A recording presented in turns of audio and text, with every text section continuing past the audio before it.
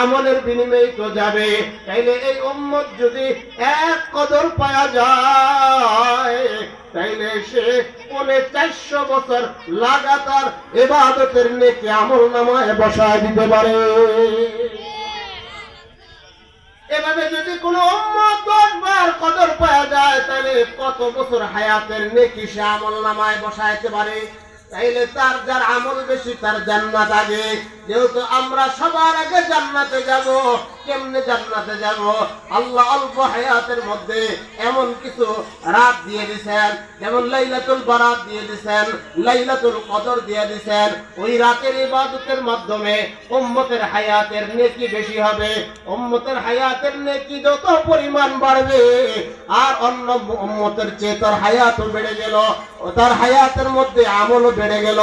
যেহেতু অন্য উম্মতের তুলনায় তার হায়াতও বাড়ছে, তার আমলও বাড়ছে, তাইলে অবশ্যই এটা ইনসাফের দাবি। হায়াত যার বেশি, আমলও তার বেশি।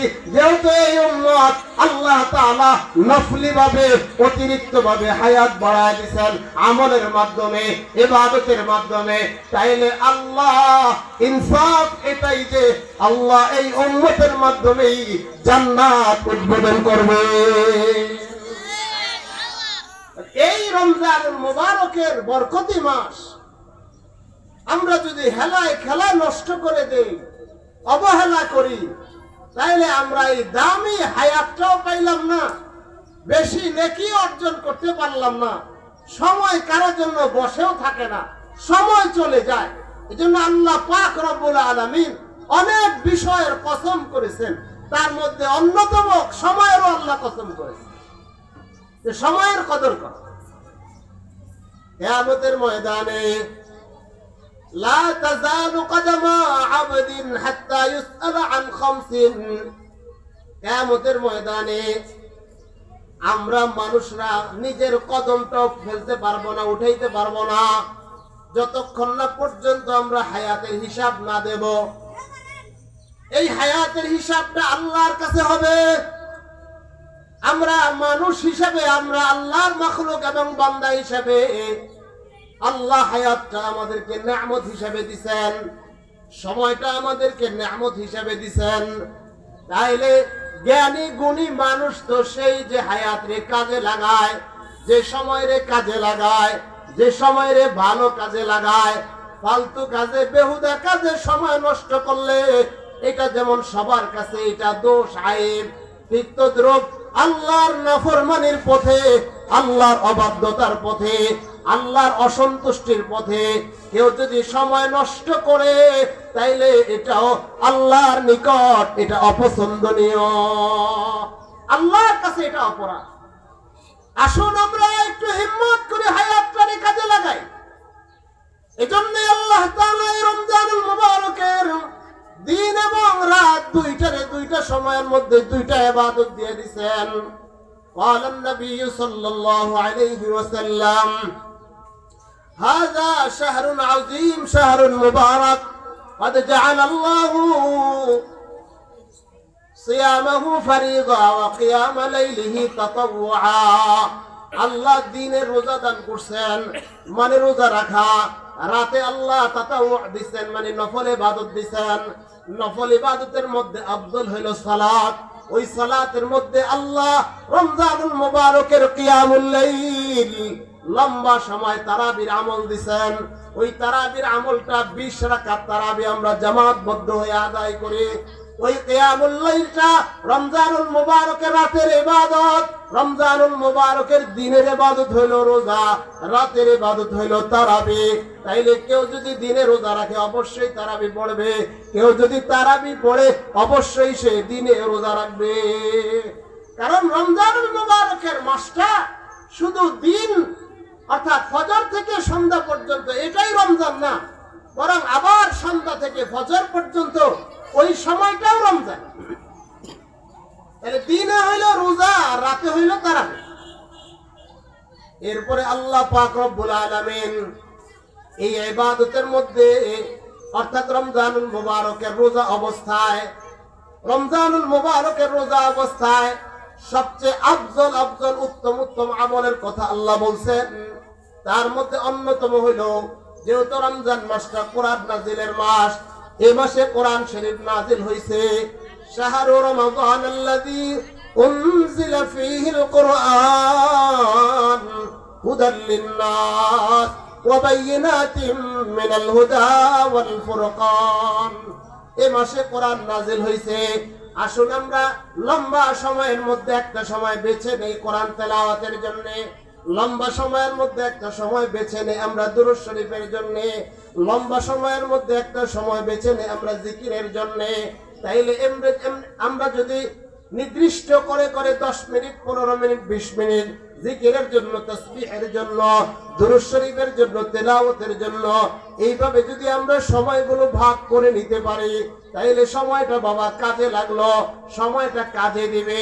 যদি আপনি সময়টারে কাজে লাগান তাইলে আখিরাত সুন্দর হবে, আর যদি সময়টারে নষ্ট করেন তাইলে আখিরাতে আপনি ব্যর্থ হবেন, আখিরাত নষ্ট হবে। তাইলে আখিরাতের মধ্যে এই উম্মতের এবং মুসলমানের একটা হতাশা আর আফসোসের বিষয় থাকবে। যদি সে সময়টারে কাজে লাগাইতে পারত, যদি সে ওয়াক্তটারে কাজে লাগাইতে পারত, যদি সে সময় পাইছিল জিকির করে নাই, যদি করতে পারত আরেকটু মর্যাদাবান হইতে পারত। আবার যদি তাসবিহ পড়তে পারত তাহলে আরেকটু মর্যাদাবান হইতে পারত। ওই আফসোস একটাই থাকবে, জান্নাত ও মর্যাদাবানদের স্তর এক একটা এক এক রকম হবে। ওখানেও আমলের ওজন যার যেই পরিমাণ স্তর হবে সেই পরিমাণ, আমলের কাসরাত যেই পরিমাণ, ওজন যেই পরিমাণ, মর্যাদা হবে সেই পরিমাণ।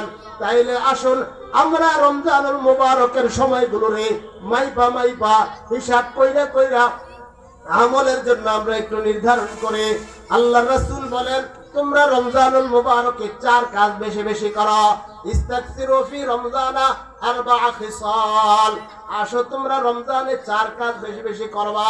ফাআম্মাল খাসলাতান আল্লাতানে তারদাউনা বিহিমা রাব্বাকুম। যেই 2টা কাজ, ওই 2টা কাজের মাধ্যমে তোমরা তোমাদের রবের সন্তুষ্টি অর্জন করবা। 2 কাজের মাধ্যমে রবের সন্তুষ্টি অর্জন করবা। শাহাদাতু আল্লাহ ইলাহা ইল্লাল্লাহ ওয়া তাস্তাগফিরুনাহু। 1 নম্বর তুমি বেশি বেশি কালিমা তয়্যিবার জিকির করবা। 2 নম্বর তুমি ইস্তিগফার বেশি বেশি করবা। তাইলে 2টা ইবাদত যদি তুমি বেশি বেশি করো, জিকির বেশি করো, ইস্তিগফার বেশি করো, তাইলে আল্লাহ তোমার প্রতি সন্তুষ্ট হবে, আল্লাহ তোমার প্রতি রাজি হবে, আল্লাহর মুহাব্বত তুমি অর্জন করতে পারবা। রমজানুল মুবারকে আল্লাহর সন্তুষ্টি আর মুহাব্বত অর্জন করার জন্য 2টা আমল বেশি করে, রোজাদার অবস্থায় জিকির বেশি করে, ইস্তিগফার বেশি করে। কালিমা তয়্যিবা এটা এমন একটা আল্লাহ তাআলা জিকির হিসাবে আমাদের জন্য দান করেছেন, এমন একটা কালেমা কাশাজারাতিন তাইয়্যিবাতিন আসলুহা সাবিত ওয়া ফারউহা ফিস সামা। 7 আসমানের নিচে যার শিকড়, 7 জমিনের নিচে যার শিকড়, 7 আসমানে আরশে ইলাহিতে যার গোড়া আগা, বলে ওই নিচ থেকে উপর পর্যন্ত পুরোটাই হলো কালিমা তয়্যিবার পাওয়ার।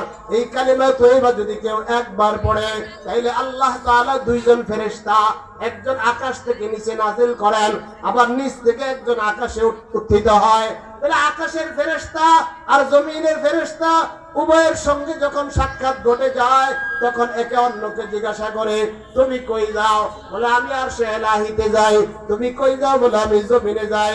কেন যাও? বলে এক বান্দা জমিনে কালিমা তয়্যিবা পড়ছে, তো আল্লাহ তাআলা তারে মাগফিরাতের সার্টিফিকেট আমার হাতে ধরাই দিছে, বলছে যাও ওই বান্দা কালিমা পড়ছে, আমি তার হায়াতের সব গুনাহ মাফ করে দিলাম। তুমি কই যাও? বলে আমি জমিনে যাই। কেন যাও? বলে আল্লাহ আমারে মাগফিরাত দিছে, ওই বান্দারে আল্লাহ ক্ষমা করছে, এটার সার্টিফিকেটটা বান্দারে শোনাইতে যাই। তুমি কই যাও? বলে আমি আরশে ইলাহিতে যাই। কেন যাও? বলে আমার আল্লাহর এক বান্দা যেহেতু কালেমা পড়িছে, কালেমার আমলটা আমি আরশে ইলাহিতে পৌঁছানোর জন্য যাই। এই কালেমাটা আল্লাহ তাআলা এত সুন্দর করে হরফ দিয়া সাজাইছেন, যেই হরফগুলোর ভিতরে কোনো নকতা নাই, নকতাবিহীন হরফ দিয়া কালেমা তয়্যিবারে সাজাইছেন। এটার হিকমত হইল মানুষের অবস্থা সবসময় একরকম থাকে না, কখনো সুস্থ কখনো অসুস্থ, আবার এমন অসুস্থতাও বান্দার হতে পারে হয়তোবা মুখের ভিতর দিয়া ফাইট দেওয়া হবে, যদি আল্লাহ কালেমা তৈবারে এমন হরফ দিয়ে গঠন করায় দিতেন যেই কালেমার ভিতরে নকতা আছে, যেই হরফগুলোর ভিতরে নকতা আছে, তাইলে নকতাওয়ালা হরফ উচ্চারণ করার জন্য জিহ্বাও লাগে, ঠোঁটও লাগে। নকতাওয়ালা হরফ জিহ্বা আর ঠোঁট ছাড়া উচ্চারণ করা যায় না। কিন্তু কালেমা তৈবারে আল্লাহ এমন ভাবে সাজায় দিয়েছেন, ওই কালেমাটারে আল্লাহ নকতা বিহীন দিয়ে দিয়েছেন যেন শুধু জিহ্বা দিয়ে আদায় করা যায়, যেন আর ঠোঁটের প্রয়োজন না হয়। ঠোঁটের যেন প্রয়োজন না হয়, শুধু জিহ্বা দিয়ে এই কালিমা তৈবা আদায় করা যায়। এজন্য আল্লাহ কালিমা তৈবারে নকতাবিহীন হরফ দিয়ে দিবেন। আপনি পড়তে থাকেন লা ইলাহা ইল্লাল্লাহ, লা ইলাহা ইল্লাল্লাহ, লা ইলাহা ইল্লাল্লাহ, লা ইলাহা ইল্লাল্লাহ।